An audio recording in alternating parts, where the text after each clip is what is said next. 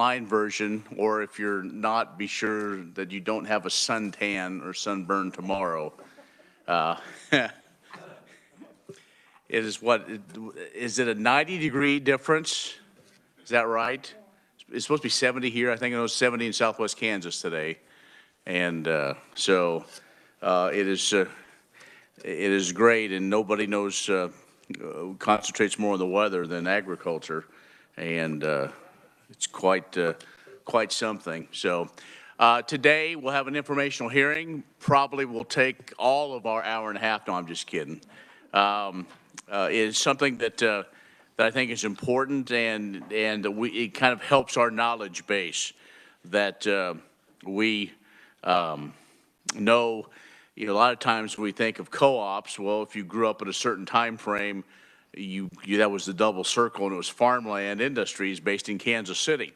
Well, over time, cooperatives have become any number of things and become very important. And so with that, we will have kind of Co-op 101. And joining us today is their CEO, Brandy Miller from the Kansas Cooperative Council. So, Brandy, welcome to committee. Thank you so much. Yes, go ahead, please. Can you hear me okay? There we go. Well, thank you again. I really appreciate this opportunity. I'm not going to take the hour and a half because I did just drive in, and I'm hopeful that you can enjoy at least a sliver of the outside before the end of your day. So I appreciate this opportunity. My plan is really to talk about the Co-op Council just briefly and tell you a little bit about who we are, and then really look at the co-op space in the state and focus on really the ag cooperatives as they relate to Kansas. So the Co-op Council has actually been around since 1944, and really we're positioned to operate on and work on behalf of all co-ops in Kansas, not just agriculture, but also farm credit, credit unions, the electrical cooperatives. They all have their own associations, but we do come together and focus on the business structure and actually specifically lobby on behalf of the business structure collectively together. The mission of the council is to promote, support, and advance the interests of the co-ops in the state of Kansas. And really, more succinctly, we just want Kansas to be the best state to operate a co-op in. So we're positioned to promote, educate, and advocate for co-ops across the state of Kansas. And so there's a larger voice when it comes to policy and regulatory issues, one voice for research and providing the best education, and one voice to promote the successes on behalf of the industry as a whole. So as I mentioned, the majority of our membership is in the marketing, farm supply, ag, retail sectors of the industry, and that's typically what folks think about when they think about cooperatives. But I do want to just take a quick second to recognize that there are 4 farm credit associations in the state of Kansas, 27 electrical distribution cooperatives, and 69 credit unions. And then Kansas has 68 farmer-owned cooperatives. And so the rest of this information I'm going to share with you is really focused on the farmer-owned cooperative because the majority of our membership is actually in that space. There's early interest in Kansas to form farmer-owned cooperatives, and the first ag marketing cooperative was formed in 1901, and it's still operating today, and it's in Delphus, Kansas. Several others followed with the formation of Lewis Co-op in 1902, which is still operating as Alliance Ag and Grain. Stockton, Meade, and Ellsworth also followed within the next 15 years. So these farmers really saw the value of pooling the power to market and purchase collectively. And they're all still in operation today, which is pretty impressive that we have so many co-ops in the state that have been operating for more than 100 years. There's actually 29 of the 68 co-ops that have been in operation for over 100 years. But we have still seen quite a shift of the ag retail co-ops. So in 1955, there were 364 co-ops, so quite a few less today than there were then. But we still have over 500 locations in the state. Most counties in Kansas, there's a couple that don't, but most counties in the state have a cooperative location of some sort. Farmer-owned co-ops play an important role in Kansas's economy. You can see on the handout that we provided that more than 4,700 folks are employed by ag retail co-ops across the state. and over 100,000 Kansas are member owners. And actually, I know there's at least 2 in this room, maybe more. And so those individuals actually get to reap the patronage benefits, and I'll talk about that here in just a minute. I also want to highlight that co-ops are charitable organizations, and you can see also that I shared last year they provided over $1.4 million in contributions to local communities. And finally, they're also large contributors of local property tax, and over $24 million was paid in property tax last year. So I wanted to share with you on what makes a co-op different. It's a business. It's a business structure. That's what it is. But there's really 3 guiding principles that make it different: user owner, user control, and user benefit. So user owner can be defined as the people who use the co-op own it. So that's what really stands apart from a traditional corporation or LLC. If you become a member of a farmer-owned cooperative and you're a bona fide producer, then you become an owner as well. As owners, the cooperative members control the activities of their co-op. And this is important to Kansans, local control. And so co-ops actually, as a member, you elect your board of directors, and those are the individuals that are making the long-term strategic plans, as well as the year-to-year operational plans on how much patronage to return back to your membership as if you're successful. In most instances, each member has 1 vote, regardless of the amount of business they do. Finally, the user benefit allows members to unite in a co-op to get services otherwise not available. Access to markets that might not be accessible due to scale, or also discounted supplies due to larger buying power. So when they act together cooperatively, then they are able to take advantage of economies of scale and bargaining power. So members also benefit by sharing the earnings on business conducted on a cooperative basis. So when a co-op generates marketing from efficient operations or funds from efficient operations, then those earnings are returned back to members in proportion to their business that they do with the co-op. So acting cooperatively is a requirement to get access to favorable but very comprehensive, and if I may, because I'm not a CPA, very complicated tax treatment under subchapter T of the IRS tax code. But what's really different here is that if you think about a regular corporation, they pay income tax on net earnings, and then the shareholders would pay income tax when they receive the dividends. And in subchapter T for co-ops, they avoid some of the double taxation, and as long as a co-op meets all the requirements of subchapter T, then there's only taxation one time. It either happens to the co-op or it happens to the patronage that's passed back to members. And then members would pay income tax on those dividends that are received or that patronage that's received. So the last thing I really wanted to highlight was focusing, just a quick mention on Senator Arthur Capper. So he actually is a statue upstairs. And there's a center at K-State that's named after him. We actually do a lot of work with Arthur Capper Cooperative Center. And he was part of the formation of Capper-Volstead Act, which was the Magna Carta of co-ops in the ag industry. And it was really the legislation that was passed in order to allow co-ops to even work together without violating antitrust laws. So him, along with Representative Volstead from Minnesota, they put together this legislation package that was passed in the 1920s, and we still rely on that language today in order to have cooperatives be successful. So I really spent 5 minutes. But I would love to answer any questions you might have about co-ops in the state, especially the ag farmer-owned cooperatives. Any of the information that I shared, if you have any questions for me, I would be happy to answer any questions, Chairman. Very good. Any questions for Ms. Miller?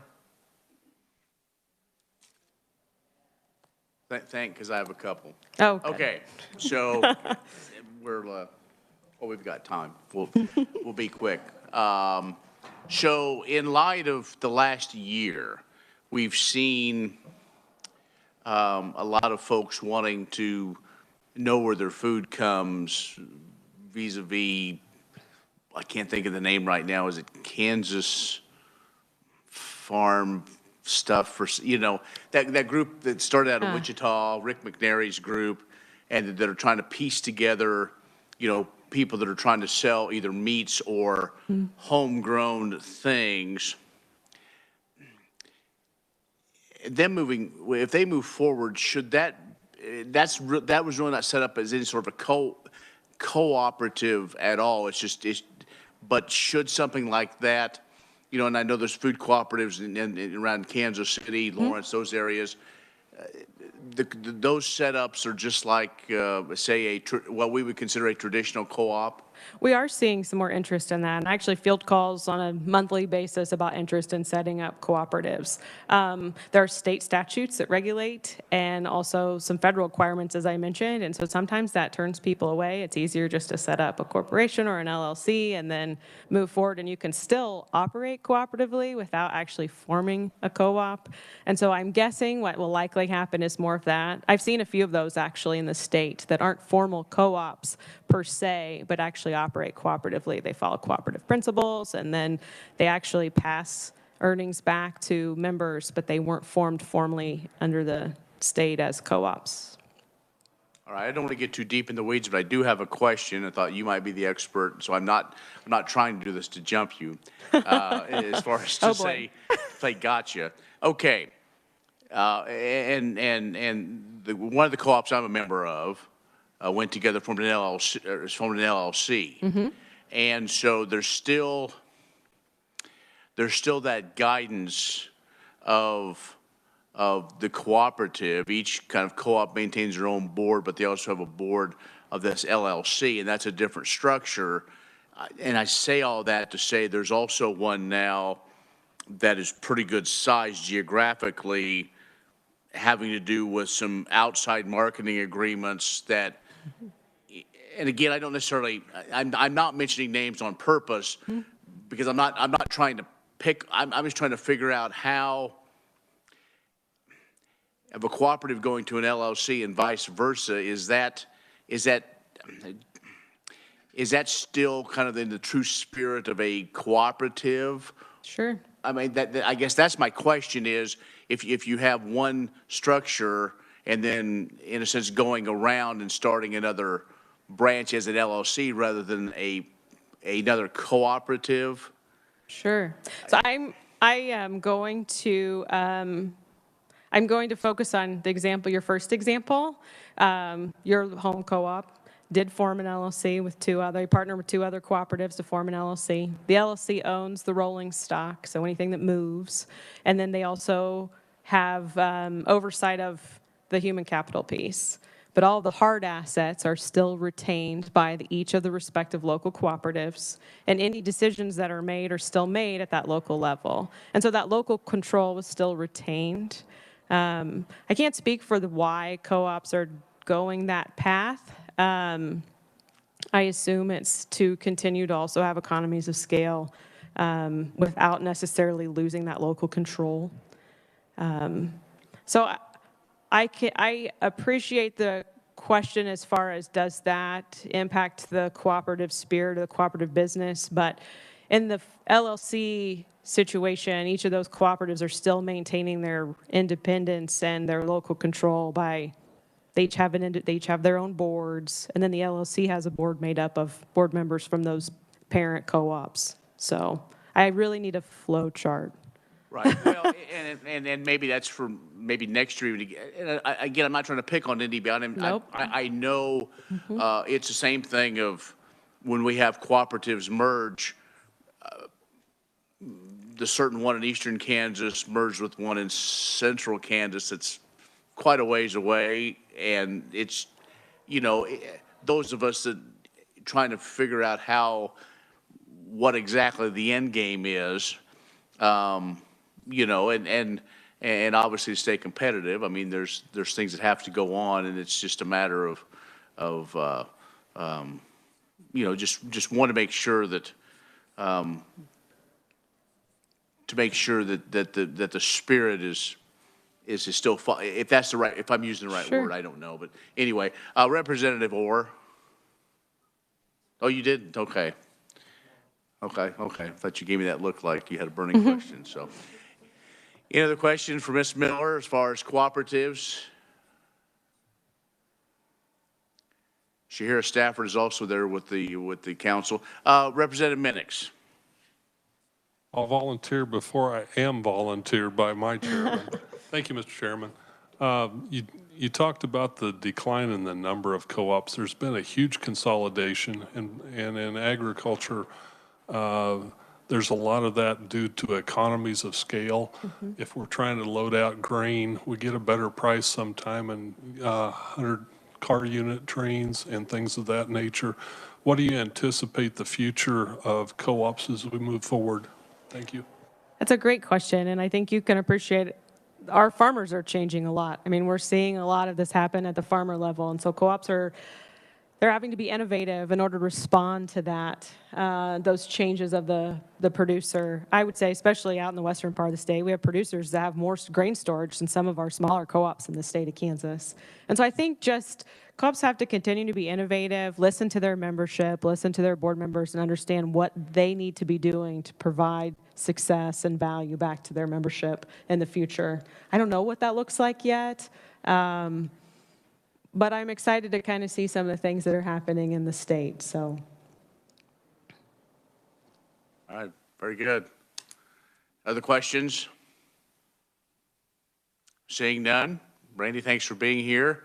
And of course, you have a one-page that kind of gives you kind of some general ideas. You can put that in your file as you go do town halls. If people ask, you know, what this is all about, you'll have that. And plus, it's just also good knowledge for us. So, and you're also available, and Shahira, I always get that wrong. Shahira's around about every day if you have questions as well on what's going on. I think you know, Representative Minix had a good question. I think it's going to be interesting what happens kind of now and that. So, again, thanks for being here. Sure, thank you so much. Really appreciate it. Okay, that is it. On the agenda today. Tomorrow, we shouldn't be very long either. We will be working House Bill 2336. That is the bill we heard yesterday. And the other things that were on the schedule have either been moved or pulled due to some technical things we still need to work on. And then, so we are not planning on meeting Thursday or Friday. And it looks like we'll be on the floor the next couple of days, and Friday it didn't seem like we wouldn't maybe, so I don't know. And then next week, of course, we'll be on the floor all week, and then we'll be off for a couple of days. We'll work on the agenda, see what Senate bills come across. We will be having an informational hearing that week we get back, probably that Thursday. Kevin Thielen with the Beef Council, even though we don't have any oversight whatsoever, but I thought, well, we've talked about everybody else. They're doing some very innovative things, looking at things like using Instapot to help find different cuts of meat. You know, I'm discovering this thing. I don't know. Had one for a couple of years that got put away before we even really used it. But some of the things they're doing, some of the educational things that they're doing, it's not, we're not going to talk politics of beef. That's for another day. This is simply what they're doing. I think you'll find some interesting things. So anything else for the good of the cause? Again, I think most of the members were online. At least we're going to say they are. They weren't out enjoying the sun and the warm weather. But it is before 4 o'clock, so you have about an hour and a half or 2 hours of daylight. I would suggest you enjoy it and go out and find some agriculture. I don't know, play in the mud maybe. That'd be good. All right, so with that, we are adjourned.